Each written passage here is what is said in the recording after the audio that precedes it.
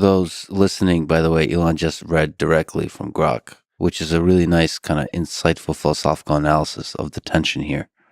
Interesting. It pretty much nails it.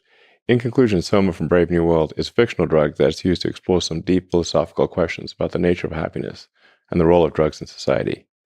It's a powerful symbol of the dangers of using drugs to escape from reality and the importance of confronting the challenges of life head on. Nailed it. And the crazy thing is, like, we do have a real drug called Soma, which kind of is kind of like the drug in the book. And I'm like, they must have named it after Yeah, or something. probably. Yeah. Soma, the real drug, is quite effective on back pain. So you know about this drug? I've taken This it. is fascinating. Okay. Because I had like a squashed disc in my C5, C6. So it takes the physical pain away, but Soma here is... It doesn't completely. It reduces the amount of pain you feel, but at the expense of mental acuity. Mm. It dulls your mind. just like the drug in the book. Just like the drug in the book. Yeah. And hence the trade-off. Yeah. The thing that seems like utopia could be a dystopia after all. Yeah. And actually, I was talking to a friend of mine saying, like, would you really want there to be no hate in the world? Like, really none? Like, I wonder why hate evolved. I'm not saying we should amplify hate, of course. I think we should try to minimize it. But none at all? There might be a reason for hate. And suffering. I mean, it's really complicated to consider that some amount of human suffering is necessary for human flourishing. Is it possible to appreciate the highs without knowing the lows? And that all is summarized there in a single statement from Grok. Okay. No highs, no lows. Who knows? That's almost a poem. It seems that training LLMs efficiently is a big focus for XAI. What's the first of all, what's the limit of what's possible in terms of efficiency? There's this terminology of useful productivity per watt. Like, what have you learned from pushing the limits of that? Well, I think it's helpful. The tools of physics are very powerful and can be applied, I think, to almost any arena in life. Mm-hmm. It's really just critical thinking. For something important, you need to reason from first principles and think about things in the limit, one direction or the other. So, in the limit, even at the Kardashev scale, meaning even if you harness the entire power of the sun, you will still care about useful compute per watt. So that's where I think probably where things are headed from the standpoint of AI is that we have a silicon shortage now that will transition to a voltage transformer shortage in about a year. Mm-hmm. Ironically, transformers for transformers. You need transformers to run transformers. Somebody has a sense of humor in this thing. I think, yes. Oh, man. Fate loves irony. Ironic humor. And an ironically funny outcome seems to be often what fate wants. Humor is all you need. I think spice is all you need, somebody posted. Yeah. But yeah, so we have a silicon shortage today. A voltage step-down transformer shortage probably in about a year, and then just electricity shortages in general in about 2 years. I gave a speech for the sort of world gathering of utility companies, electricity companies. Mm-hmm. And I said, look, you really need to prepare for a tripling of electricity demand because all transport is going to go electric with the ironic exception of rockets. And heating will also go electric. So energy usage right now is roughly 1/3, if very rough terms, 1/3 electricity, 1/3 transport, 1/3 heating. And so in order for everything to go sustainable, to go electric, you need to triple electricity output. So I encourage the utilities to build more power plants and also to probably have, well, not probably, they should definitely buy more batteries because the grid currently is sized for real-time load, which is kind of crazy because that means you got to size for whatever the peak electricity demand is, like the worst second or the worst day of the year, or you can have a brownout or a blackout. And we had that crazy blackout for several days in Austin. Because there's almost no buffering of energy in the grid. Like if you've got a hydro power plant, you can buffer energy, but otherwise, it's all real time. So with batteries, you can produce energy at night and use it during the day. So you can buffer. So I expect that there will be very heavy usage of batteries in the future. Because the peak to trough ratio for power plants is anywhere from 2 to 5. So it's like lowest point to highest point. So like batteries are necessary to balance it out. And then, but the demand, as you're saying, is going to grow. Yeah. And part of that is the compute. Yes. I mean, electrification of transport and electric heating will be much bigger than AI, at least In the short term. But even for AI, you really have a growing demand for electricity for electric vehicles, and a growing demand for electricity to run the computers for AI. Mm-hmm. And so this is obviously going to lead to an electricity shortage. How difficult is the problem of, in this particular case, maximizing the useful productivity per watt for training neural nets? Like this seems to be really where the big problem we're facing that needs to be solved is how to use the power efficiently. Like what you've learned so far about applying this physics, first principle reasoning in this domain, how difficult is this problem? It will get solved. It's just a question of how long it takes to solve it. So at various points, there's a limit, some kind of limiting factor to progress. And with regard to AI, I'm saying like right now the limiting factor is silicon chips, and that we're gonna then have more chips than we can actually plug in and turn on, probably in about a year. The initial constraint being literally voltage step down transformers, because you've got power coming in at 300,000 volts, and it's got to step all the way down eventually to around 0.7 volts. So it's a very big amount of, the voltage step down is gigantic. So the industry is not used to rapid growth. Okay, let's talk about the competition here. You've shown concern about Google and Microsoft with OpenAI developing AGI. How can you help ensure with XAI and Tesla AI work that it doesn't become a competitive race to AGI, but instead is a collaborative development of safe AGI? Well, I mean, I've been pushing for some kind of regulatory oversight for a long time. I've been somewhat of a Cassandra on the subject for over a decade. I think we want to be very careful in how we develop AI. It's a great power, and with great power comes great responsibility. I think it would be wise for us to have at least an objective third party who can be like a referee that can go in and understand what the various leading players are doing with AI. And even if there's no enforcement ability, they can at least voice concerns publicly. Jeff Hinton, for example, left Google and he voiced strong concerns, but now he's not at Google anymore. So who's going to voice the concerns? So I think there's, Tesla gets a lot of regulatory oversight on the automotive front. I mean, we're subject to, I think, over 100 regulatory agencies domestically and internationally. It's a lot. You could fill this room with all the regulations that Tesla has to adhere to for automotive. Same is true in for rockets and for currently the limiting factor for SpaceX for Starship launch is regulatory approval. The FAA has actually given their approval, but we're waiting for Fish and Wildlife to finish their analysis and give their approval. That's why I posted, I want to buy a fish license on which also refers to the Monty Python sketch. Yeah.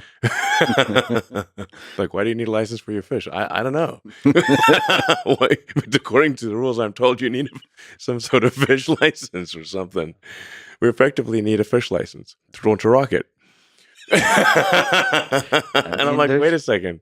How did the fish come into this picture? Yeah. I mean, some of the things like that I feel like are so absurd that I want to do like a comedy sketch and flash at the bottom, this is all real. This is actually what happened. One of the things that was a bit of a challenge at one point is that they were worried about a rocket hitting a shark. And the ocean is very big. And how often do you see sharks? Not that often. As a percentage of ocean surface area, sharks basically are zero. And so then we said, well, how will we calculate the probability of telling a shark? And then they're like, well, we can't give you that information because they're worried about shark fin hunters going and hunting sharks. And I said, well, how are we supposed to? We're on the horns of a dilemma then. Then they said, well, there's another part of Fish and Wildlife that can do this analysis. I'm like, well, why don't you give them the data? Like, we don't trust them. Like, excuse me? But they're literally in your department.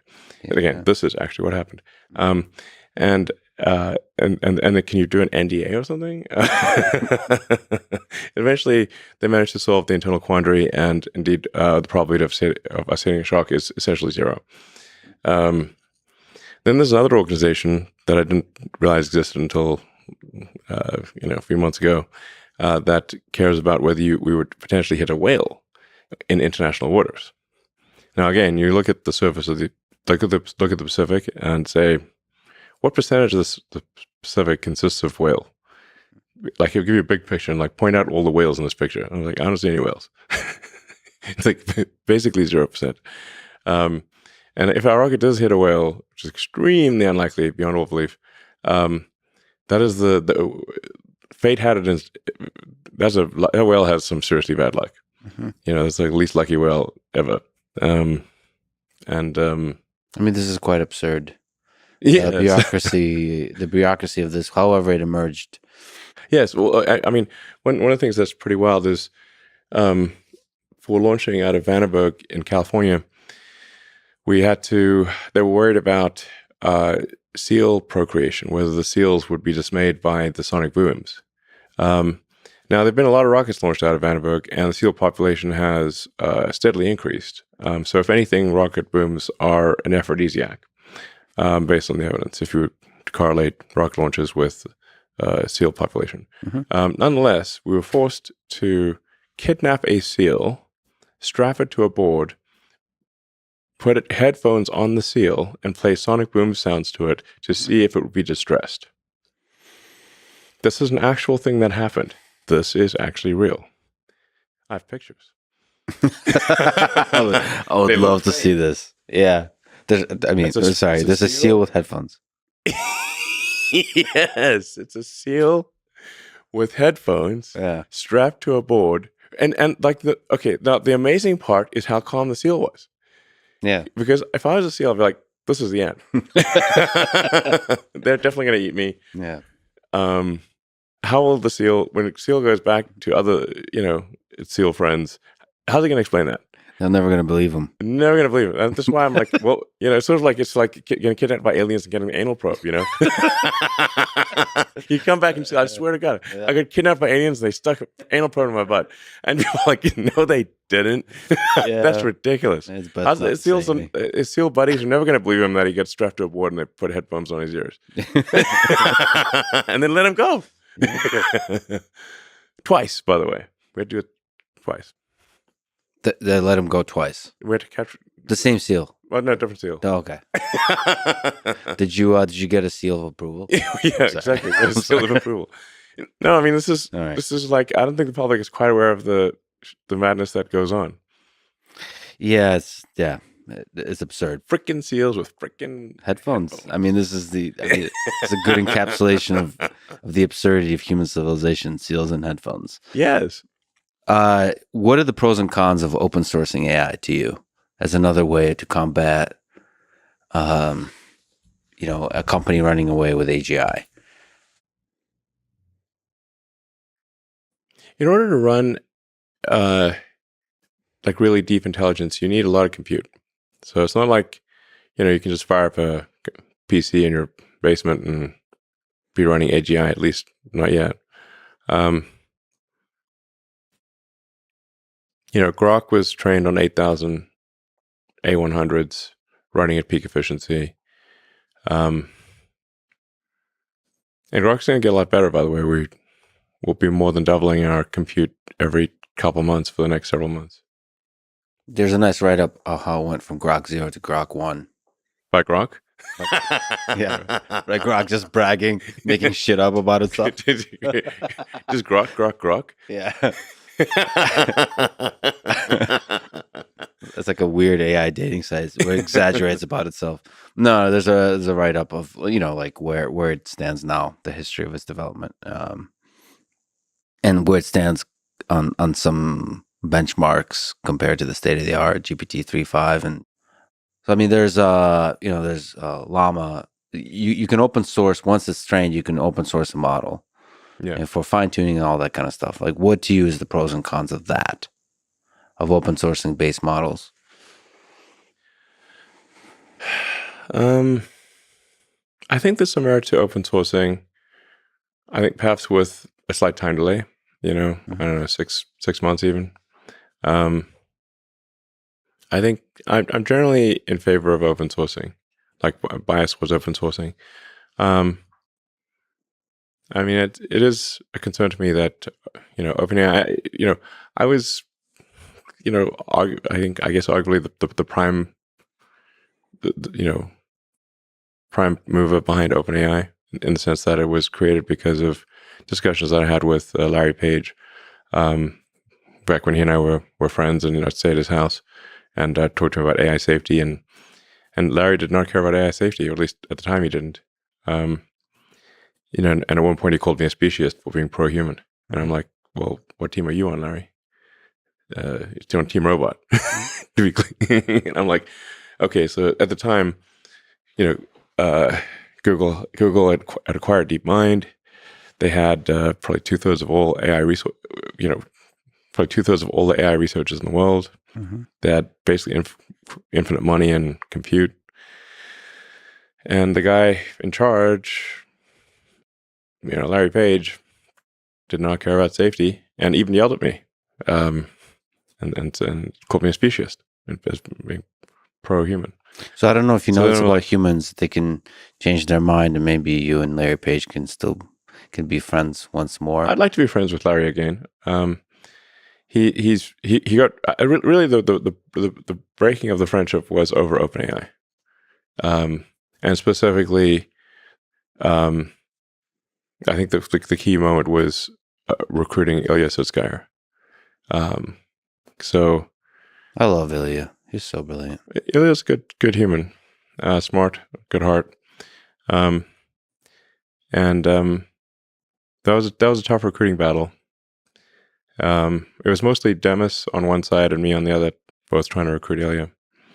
And Ilya went back and forth. He's going to stay at Google, then he's going to leave, then he was going to stay, then he was leave. And finally, he did agree to join OpenAI. That was one of the toughest recruiting battles we've ever had. But that was really the linchpin for OpenAI being successful. And I was, also instrumental in recruiting a number of other people. And I provided all the funding in the beginning, over $40 million. And the name. The open in OpenAI is supposed to mean open source. And it was created as a nonprofit open source, and now it is a closed source for maximum profit, which I think is not good karma. But like we talked about with war and leaders talking, I do hope that there's only a few folks working on this at the highest level. I do hope you reinvigorate friendships here. Like I said, I'd like to be friends again with Larry. I haven't seen him in ages. And we were friends for a very long time. I met Larry Page before he got funding for Google. Or actually, I guess, before he got venture funding. I think he got the first 100K from, I think, Bechtel's or someone. It's wild to think about all that happened. And you guys known each other that whole time.